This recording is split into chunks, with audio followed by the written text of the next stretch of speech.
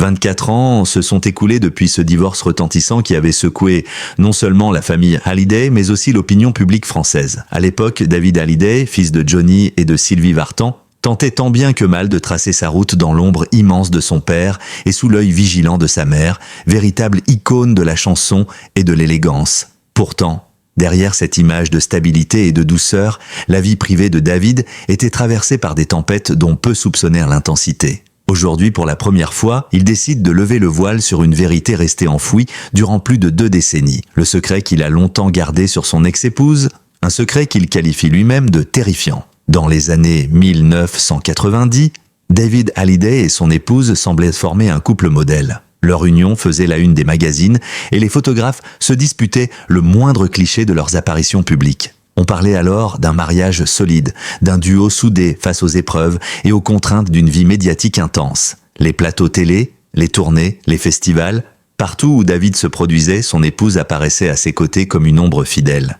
Mais derrière les sourires, la complicité affichée et les gestes tendres, des fissures commençaient à apparaître. David, qui avait hérité du tempérament passionné et tourmenté de son père, oscillait entre moments d'exaltation créative et périodes de doute profond. Son épouse, elle, semblait porter un masque, une façade que peu réussissaient à percer. Les proches du couple parlaient parfois d'un malaise diffus, d'une tension latente, mais nul n'imaginait alors l'ampleur du drame intérieur que vivait David. « J'ai longtemps gardé le silence », confie aujourd'hui David Hallyday. « Je pensais que ce silence me protégerait, qu'il protégerait aussi mes enfants. Mais le poids des secrets finit toujours par nous écraser. » Ces mots, prononcés lors d'une récente interview accordée à un grand hebdomadaire, résonnent comme une libération. Pour la première fois, David accepte de parler de ce qu'il qualifie de ombre toxique.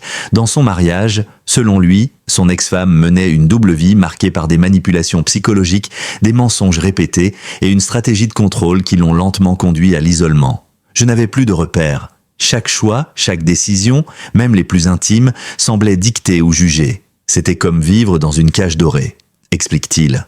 Ce témoignage, bien qu'inédit, résonne avec des confidences qu'il avait parfois laissées échapper dans certaines chansons. Ces textes, souvent empreints de mélancolie et de douleur, prenaient une toute autre signification à la lumière de ces révélations actuelles. Les fans, qui voyaient dans ces paroles la trace d'une sensibilité artistique, découvrent aujourd'hui qu'elles portaient l'empreinte d'une véritable souffrance vécue au quotidien. Être un Hallyday n'est pas une mince affaire. Depuis l'enfance, David a dû composer avec l'héritage écrasant d'un père adulé et critiqué et d'une mère icône d'une génération entière. Dans ce contexte, son mariage représentait pour beaucoup une quête de normalité, un ancrage dans une vie ordinaire loin des projecteurs. Mais cette normalité fut rapidement un mirage. L'épouse de David, consciente de la notoriété qui entourait son mari, aurait utilisé ce nom comme une arme à double tranchant. Elle savait exactement comment jouer de mon image publique. Elle s'en servait pour m'intimider, mais aussi pour asseoir son propre pouvoir dans nos cercles privés, raconte-t-il. Il évoque notamment des scènes où les menaces voilées se mêlaient à des démonstrations d'affection, une alternance qui le plongeait dans une confusion totale. Cette emprise psychologique, affirme-t-il, aurait fini par miner sa confiance en lui et par l'éloigner de certains de ses proches. Ce qui frappe dans le récit de David, c'est la manière dont il parle de sa solitude. Malgré la gloire, malgré les succès musicaux, malgré une famille élargie et des amis fidèles, il dit avoir ressenti un vide profond, une impression de vivre une vie qui ne lui appartenait pas. « J'avais l'impression d'être un figurant dans ma propre histoire », confie-t-il, la voix empreinte d'émotion. Cette douleur silencieuse, il l'a dissimulée pendant des années derrière son sourire discret et ses apparitions mesurées. Ses proches, pourtant attentifs, n'auraient perçu que des fragments de son malaise. David n'a jamais été du genre à étaler ses problèmes, explique un ami de longue date. Il se repliait sur lui-même, trouvait refuge dans la musique. On se doutait bien que tout n'allait pas, mais il était impossible d'imaginer l'ampleur de ce qu'il vivait. Si David choisit aujourd'hui de parler, ce n'est pas seulement pour soulager sa conscience ou briser un silence qui lui pesait. C'est aussi, dit-il, pour transmettre un message à ses enfants et, plus largement, à ceux qui traversent des situations similaires. Je veux qu'ils sachent qu'on peut sortir d'une relation destructrice, qu'il est possible de reconstruire, même quand on a l'impression que tout est brisé. Ces paroles résonnent comme un acte de résilience, un refus de se laisser définir par les blessures du passé. Pourtant, il reconnaît que ce chemin fut long et semé d'embûches.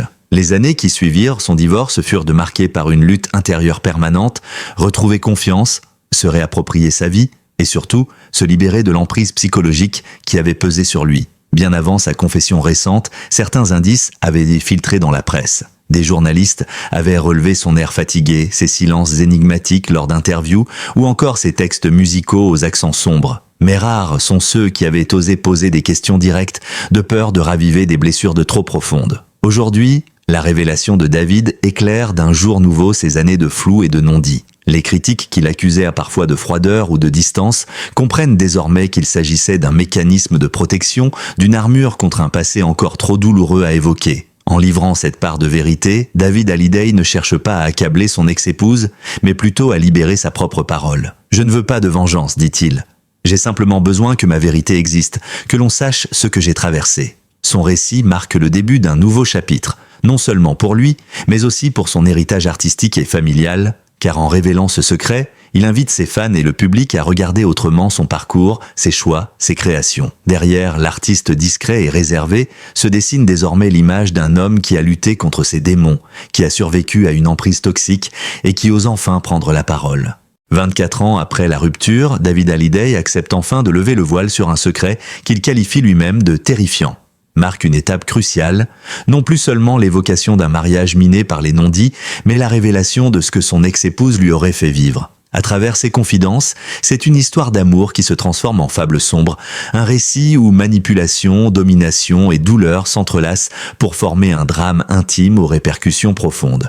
Lors de son entretien exclusif, David Hallyday ne s'est pas contenté d'évoquer une atmosphère toxique ou un sentiment d'oppression. Il a osé employer des mots précis, lourds de sens, contrôle, manipulation, isolement. Selon lui, son ex-femme n'était pas la partenaire bienveillante qu'il avait cru épouser, mais une personne dont les méthodes insidieuses l'ont progressivement dépouillé de son autonomie. Elle utilisait mes failles contre moi. Chaque doute, chaque fragilité devenait une arme qu'elle maniait avec une précision déconcertante. J'étais pris dans un piège dont je ne voyais pas les contours. Ces phrases, prononcées avec une émotion palpable, brisent un tabou qui entourait jusque-là son passé marital. Derrière l'image du couple glamour se cachait une relation de dépendance psychologique qui aurait pu briser un homme moins résistant. Pour comprendre la gravité de ces propos, il faut se pencher sur ce que recouvre le terme « emprise ».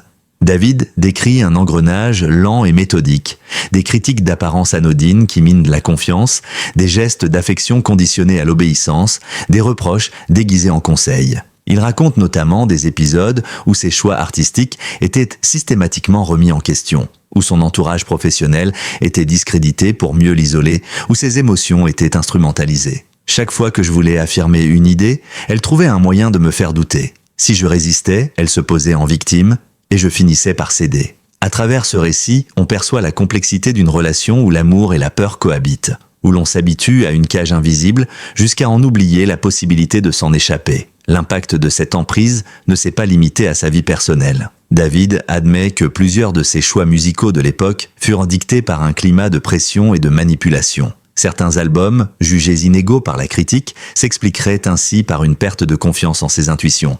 Je n'avais plus la liberté de créer comme je le voulais. Je doutais de chaque note, de chaque mot. La musique, qui avait toujours été mon refuge, devenait un terrain de contrôle. Cette période coïncide avec un moment où sa carrière peinait à décoller à l'international malgré un talent indéniable. Beaucoup avaient mis cette stagnation sur le compte de la comparaison avec Johnny. Mais David révèle aujourd'hui qu'il vivait une bataille intérieure bien plus déterminante. Après des années de tension, de silence pesant et de compromis douloureux, le divorce devient inévitable. Pourtant, loin d'être une libération immédiate, il s'accompagne d'un sentiment de culpabilité écrasant. J'avais l'impression d'avoir échoué. Non seulement comme mari, mais aussi comme père. Je craignais que mes enfants paient le prix de mes erreurs. La séparation fut d'autant plus difficile que l'opinion publique ne perçut rien des véritables causes. Dans les médias, on parla de différences irréconciliables, d'un éloignement progressif dû aux contraintes de la célébrité. La réalité, elle, resta enfouie. David, par dignité ou par peur, choisit alors de garder le silence. Le divorce eut des conséquences majeures sur la dynamique familiale. David raconte avoir tout fait pour préserver ses enfants, en les tenant éloignés des conflits. Mais il reconnaît aussi que le climat de tension et de non-dit laissa des traces. Un enfant sent toujours quand quelque chose ne va pas. Même si on fait semblant, même si on croit protégé, il perçoit les fissures. Ces paroles traduisent de la douleur d'un père conscient des répercussions de son histoire sur la génération suivante. Ce n'est peut-être pas un hasard si des années plus tard, David insiste pour parler ouvertement. Briser le silence, c'est aussi empêcher que le cycle des secrets se perpétue. Il serait impossible de comprendre cette histoire sans évoquer le poids du nom Hallyday. En révélant aujourd'hui la vérité sur son mariage, David souligne à quel point sa notoriété a compliqué la situation. L'image publique de son couple devenait un bouclier derrière lequel les véritables drames restaient invisibles. Le nom Hallyday est une bénédiction et une malédiction. Il ouvre des portes, mais il ferme aussi la possibilité de montrer ses failles. On doit être fort, toujours. Et cette attente sociale m'a longtemps empêché de chercher de l'aide. Cette réflexion éclaire la solitude paradoxale des célébrités, adulées en public, mais parfois prisonnières de leur propre légende. Après la rupture, David a traversé une période de reconstruction chaotique. Il avoue avoir sombré dans une forme de dépression silencieuse, compensée par un travail acharné en studio. Sa musique devint alors un exutoire, un moyen de canaliser sa douleur. Certaines chansons écrites dans ces années sombres révèlent aujourd'hui leur véritable sens. Les paroles empreintes de désillusion, les mélodies mélancoliques, les thèmes de trahison et de renaissance, tout cela constituait un cri codé, adressé autant à lui-même qu'au monde. Pourquoi avoir attendu 24 ans pour dévoiler ce secret ? La réponse de David est simple et poignante. J'avais besoin de temps pour guérir, tant que je portais encore de la colère ou de la peur, je ne pouvais pas parler. Aujourd'hui, je parle avec la distance nécessaire, non pour accuser, mais pour témoigner. Il insiste sur l'importance de la résilience et sur la nécessité de mettre des mots sur les blessures invisibles. En choisissant de briser le silence, il transforme sa douleur en une expérience universelle, une mise en garde contre les dynamiques toxiques qui peuvent se cacher derrière les plus belles apparences. L'annonce de cette confession ne tarda pas à susciter des réactions. Ses fans, d'abord surpris, ont exprimé une immense empathie. Beaucoup ont salué son courage, soulignant qu'il n'était jamais facile de reconnaître publiquement avoir été victime d'une emprise. Du côté de sa famille, les réactions furent de plus nuancées. Certains proches préférèrent ne pas commenter par respect pour la discrétion familiale. D'autres, au contraire, ont soutenu sa démarche, y voyant une libération tardive mais salutaire. Au-delà de la figure de David Hallyday, ce récit trouve un écho universel. Il rappelle que même les personnalités publiques, riches et célèbres, peuvent être confrontées à des dynamiques d'emprise et de manipulation. Et surtout, il démontre qu'il n'est jamais trop tard pour reprendre la parole, pour transformer une blessure intime en un témoignage porteur de sens. En révélant ce secret, terrifiant, David ne se contente pas d'écrire une nouvelle page de son histoire personnelle. Il offre une leçon de vie à tous ceux qui traversent des relations destructrices. Après avoir révélé la nature de l'emprise qu'il avait subie et le secret resté enfoui pendant près d'un quart de siècle, David Hallyday n'a pas seulement ouvert une plaie encore sensible. Il a aussi rendu visible le long chemin de reconstruction qui a suivi son divorce. Se penche sur cette période charnière, les années où, malgré les cicatrices et la solitude, il a choisi de se relever, de se réinventer et de redéfinir le sens même de sa vie. Le divorce, loin de représenter un soulagement immédiat, fut d'abord une descente dans le vide. Lorsque le tourbillon médiatique s'est calmé, lorsque les amis se sont dispersés et que les lumières se sont éteintes, David s'est retrouvé face à lui-même. Le silence me faisait peur. Je m'étais habitué à vivre dans une tension permanente. Et soudain, il n'y avait plus rien. C'était comme si je ne savais plus qui j'étais. Ces mots traduisent de l'état de confusion profonde dans lequel il se trouvait. L'homme qui avait grandi sous l'ombre de Johnny Hallyday et la protection de Sylvie Vartan découvrait une solitude radicale, brutale. Et c'est dans ce vide qu'il allait devoir reconstruire son identité. Comme souvent dans sa vie, c'est la musique qui devint son premier refuge. Le studio d'enregistrement se transforma en sanctuaire, un lieu où il pouvait exprimer ce que les mots du quotidien ne pouvaient traduire. Durant cette période, il composa des morceaux d'une grande intensité émotionnelle, souvent empreints de mélancolie. Les paroles parlèrent de perte, de trahison, mais aussi d'espoir timide et de renaissance. La musique était mon exutoire. Chaque note me permettait d'expulser un peu de la douleur que je portais. C'était une thérapie silencieuse mais terriblement efficace. Peu à peu, les chansons devinrent des journaux intimes, des fragments de vérité codés pour éviter d'exposer directement ses blessures. Ses fans, sans le savoir, étaient les témoins privilégiés de cette lente résilience. Durant ces années, David se retira volontairement de la scène médiatique. Ses apparitions furent rares, ses interviews mesurées, ses confidences quasi inexistantes. Pour beaucoup, il semblait froid, distant, parfois inaccessible. Mais derrière cette apparente froideur se cachait une nécessité vitale, se protéger pour se reconstruire. Il consacra du temps à ses enfants, mais aussi à lui-même. La solitude, qui lui avait d'abord paru insupportable, devint progressivement une alliée. Elle lui permit de réfléchir, d'analyser et surtout de retrouver une forme de sérénité intérieure. J'ai appris à aimer ma propre compagnie. C'était nouveau pour moi et ça m'a sauvé. Il est impossible d'évoquer cette période sans parler de Johnny Hallyday. La relation entre le père et le fils a toujours été complexe, faite d'admiration, de distance et parfois de malentendus. Pourtant, dans les moments de doute, la figure de Johnny joua un rôle inattendu. David raconte qu'il se remémorait souvent les paroles que son père lui avait dites dans son enfance. « Peu importe ce qu'on pense de toi, l'important, c'est ce que tu sais de toi-même. » Ces mots, longtemps perçus comme une banalité paternelle, prirent alors tout leur sens. L'héritage artistique et émotionnel de Johnny devint un point d'ancrage, une force à laquelle David s'accrocha pour ne pas sombrer. Rebâtir sa vie signifiait pour David bien plus que tourner la page d'un mariage.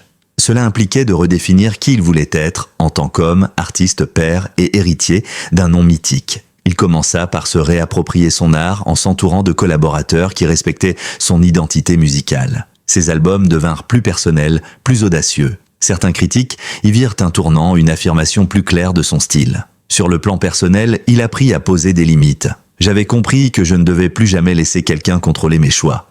J'avais payé le prix fort pour l'apprendre. Mais cette reconstruction ne se fit pas sans douleur. David parle d'insomnie récurrente, de souvenirs intrusifs, de doutes persistants. L'emprise psychologique laisse des traces qui ne disparaissent pas du jour au lendemain. Il admit avoir suivi une thérapie pour comprendre ce qu'il avait vécu. Ce travail, long et exigeant, lui permit de mettre des mots sur ses traumatismes et d'identifier les mécanismes qui l'avaient piégé. Comprendre, c'était déjà reprendre le pouvoir. J'ai réalisé que je n'étais pas coupable d'avoir été manipulé. J'étais simplement humain, avec mes failles. Dans ce processus, le rôle de Sylvie Vartan fut essentiel. Sa mère, figure de stabilité et de tendresse, l'accompagna dans son chemin de guérison. Toujours discrète, elle ne chercha pas à s'immiscer, mais resta présente, offrant un soutien silencieux et constant. Ma mère a toujours été mon repère, même quand je ne disais rien, elle comprenait. Sa présence me donnait la force d'avancer.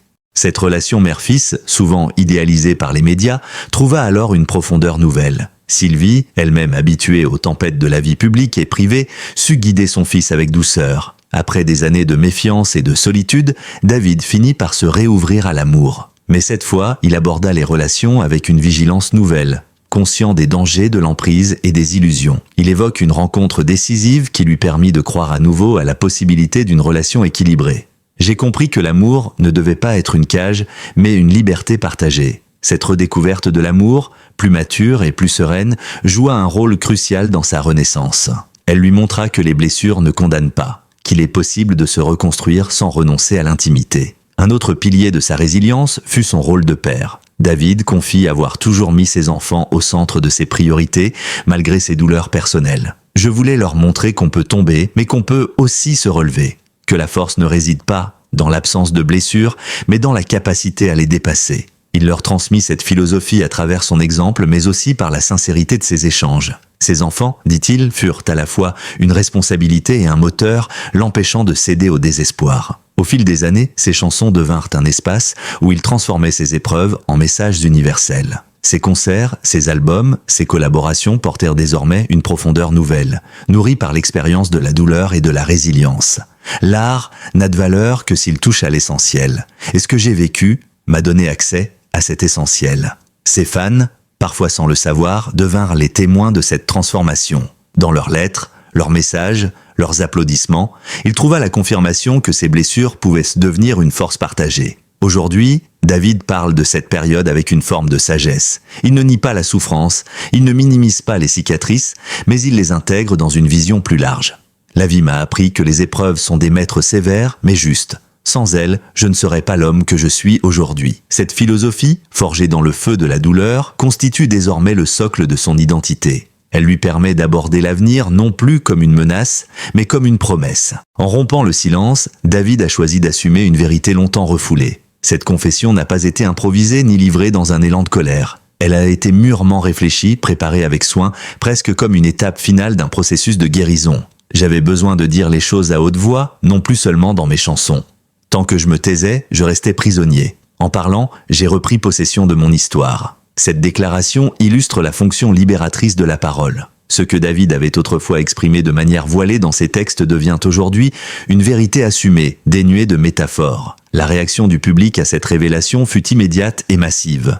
Les réseaux sociaux se remplirent de messages de soutien, saluant son courage et sa sincérité. Les fans, parfois choqués par l'ampleur du secret, exprimèrent une immense empathie. Beaucoup virent dans ce témoignage une preuve d'humanité, une confirmation que même les artistes, derrière les projecteurs, vivent des drames universels. Des associations spécialisées dans la lutte contre l'emprise psychologique se sont également saisies de cette confession, y voyant un moyen de sensibiliser le grand public. L'histoire de David devint ainsi un exemple concret, une voix puissante capable de briser les tabous. Pour les médias, cette confession constituait une révélation spectaculaire. Depuis des décennies, la famille Hallyday captive la presse française, Johnny et ses excès, Sylvie et son élégance intemporelle, Laetitia et ses batailles d'héritage. Dans ce théâtre médiatique, David avait souvent joué un rôle secondaire, discret, presque en retrait. Sa confession le propulsa soudain au centre de l'attention, mais cette fois, non pour des querelles d'héritage ou des comparaisons musicales, mais pour son propre récit, sa propre vérité. « Je n'ai jamais voulu être une figure de scandale », précise-t-il. Mais si mon histoire peut servir, alors je suis prêt à l'assumer. En révélant son secret, David inscrit aussi sa voix dans l'histoire de la famille Hallyday. Longtemps éclipsé par la figure flamboyante de Johnny, il affirme aujourd'hui son identité propre. Certains critiques ont souligné la dimension presque cathartique de cette démarche. En parlant, David ne se contente pas de libérer son passé. Il réconcilie aussi les générations. Ses enfants, en entendant sa vérité, héritent d'un récit complet, non tronqué, qui leur permettra de mieux comprendre les choix et les douleurs de leur père. Je voulais que mes enfants connaissent de toute l'histoire, pas seulement ce que les magazines ont écrit. La figure de Johnny plane inévitablement sur cette confession. Le taulier incarnait la force brute, la résilience spectaculaire, l'homme qui tombait mais se relevait toujours. En osant parler de ses blessures, David adopte une posture différente, complémentaire, celle de la fragilité assumée, de la vérité nue. Pour beaucoup, cette dualité enrichit encore l'héritage des Hallyday. Elle montre que la force n'est pas seulement dans le rugissement des guitares et des concerts titanesques, mais aussi dans la capacité à dire « j'ai souffert » et à se libérer de l'emprise des non-dits. Depuis sa confession, la perception de son œuvre a changé. Les textes autrefois considérés comme purement mélancoliques prennent une dimension nouvelle. Les fans relient ses chansons à la lumière de ses confidences, y décelant des messages cachés, des fragments de vérité qu'il avait glissés dans ses mélodies. David lui-même avoue ressentir un nouveau rapport à son art. « J'ai l'impression de chanter plus librement, comme si chaque note était délestée d'un poids. » Cette renaissance artistique, amorcée après des années de reconstruction, trouve aujourd'hui sa pleine expression. Sur le plan personnel, la confession de David marque aussi une étape de réconciliation avec l'amour et la famille. Fort de son expérience, il aborde ses relations avec une maturité nouvelle. « J'ai compris que l'amour ne doit jamais être une cage. L'amour véritable, c'est celui qui nous aide à devenir nous-mêmes. » Avec ses enfants, il cultive un lien de transparence, convaincu que la vérité, même douloureuse, vaut toujours mieux que le silence. Cette conviction, forgée par ses propres blessures, guide désormais sa manière d'être père. Au-delà de sa propre histoire, David Hallyday délivre un message universel. Il n'est jamais trop tard pour briser le silence. Son témoignage résonne auprès de ceux qui, dans l'ombre, vivent des situations similaires. Il rappelle que l'emprise peut toucher n'importe qui, même les figures publiques auréolées de succès. Et surtout, il montre qu'il est possible de s'en libérer, même après des années de souffrance. Si une seule personne trouve le courage de se libérer en m'écoutant, alors tout cela aura eu un sens, affirme-t-il. Au fond, la confession de David Hallyday n'est pas tant une accusation qu'un acte de réconciliation. Réconciliation avec son passé, avec son identité, avec son rôle dans la famille Hallyday. Il n'a plus peur d'être vu comme vulnérable. Au contraire, il assume cette vulnérabilité comme une force nouvelle. Dans ces mots, on perçoit une paix intérieure, un apaisement longtemps attendu. Je ne cherche plus à prouver quoi que ce soit. Je veux juste être en accord avec moi-même.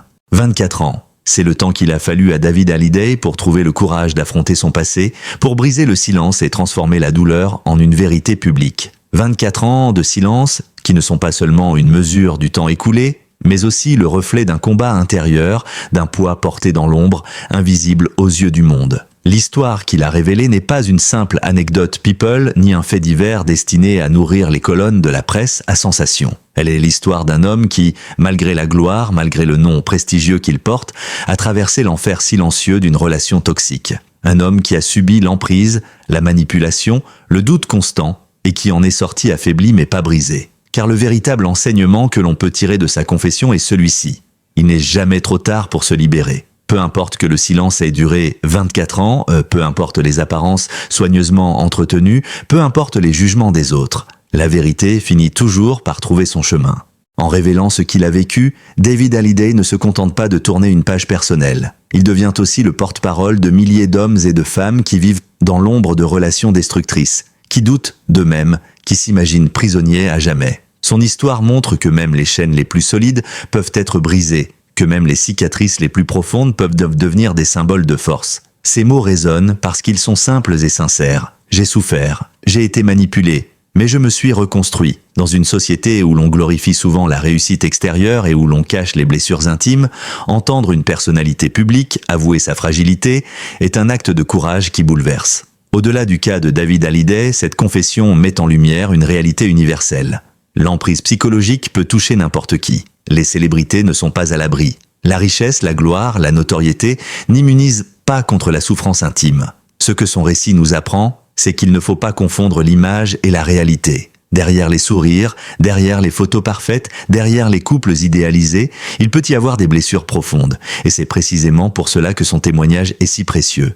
Il démasque l'illusion, il brise les faux semblants. Aujourd'hui, David Hallyday apparaît différent. Libéré, apaisé, réconcilié avec lui-même, sa musique, son art, son rôle de père en sont profondément transformés. Chaque note, chaque parole, chaque geste semble désormais animé par cette volonté d'authenticité, par ce refus des mensonges et des masques. Il ne cherche plus à plaire, il ne cherche plus à prouver, il cherche seulement à être en accord avec lui-même. Et c'est peut-être cela, la véritable victoire, avoir transformé la douleur en vérité et la vérité en liberté. À travers son récit, David Hallyday nous tend un miroir. Il nous invite à réfléchir à nos propres silences, à nos propres blessures cachées. Combien de secrets pesants conservons-nous dans l'ombre par peur du jugement, par peur de la solitude, par peur de décevoir? Combien de vérités taisons-nous, croyant nous protéger alors qu'elles se nous rongent de l'intérieur? Son histoire est une invitation à oser, à parler, à se libérer, à transformer la honte en courage, car il n'existe pas de délai de prescription pour la vérité. Qu'elle survienne après 2 ans ou 24 ans, elle reste toujours une victoire. Dans ce chemin de vérité, le rôle de ceux qui écoutent est essentiel. Les proches, les amis, mais aussi le public et les fans. Car témoigner n'a de sens que si quelqu'un reçoit ce témoignage. En accueillant les mots de David sans jugement, en les recevant avec empathie, nous participons tous à ce processus de libération. C'est là qu'apparaît la beauté de ce partage.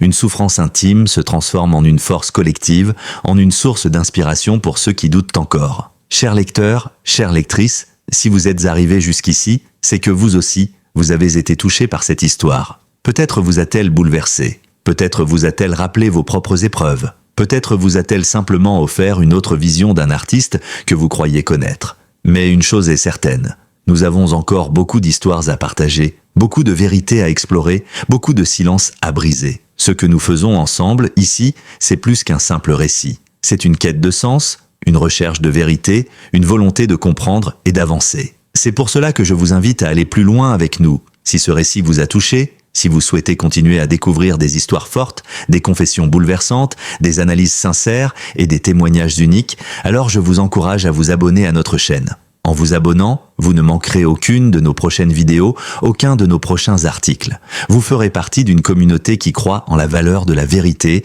qui croit que les récits intimes peuvent changer des vies, qui croit que même les larmes peuvent devenir des sources de lumière. Activez également la cloche de notification pour être averti dès la sortie de nos nouvelles publications. Et si cette histoire vous a touché, n'hésitez pas à laisser un commentaire pour partager vos impressions, vos émotions ou peut-être vos propres expériences. Chaque mot, chaque partage, chaque interaction contribue à faire grandir cette communauté d'écoute et de soutien. La vie de David Hallyday, comme celle de tant d'autres, nous rappelle que derrière chaque visage public, derrière chaque sourire, il y a une histoire complexe, faite de douleur et de renaissance. En choisissant de parler, il nous offre bien plus qu'un secret, il nous offre une leçon d'humanité. Et nous, en choisissant d'écouter, nous lui offrons quelque chose en retour, la certitude que sa vérité n'a pas été dite en vain. Alors, restons ensemble sur ce chemin. Continuons à écouter, à partager, à apprendre, et souvenons-nous que parfois, un simple clic sur s'abonner peut être bien plus qu'un geste technique. Il peut être le signe d'un engagement, d'une volonté de ne pas détourner le regard, de continuer à avancer ensemble.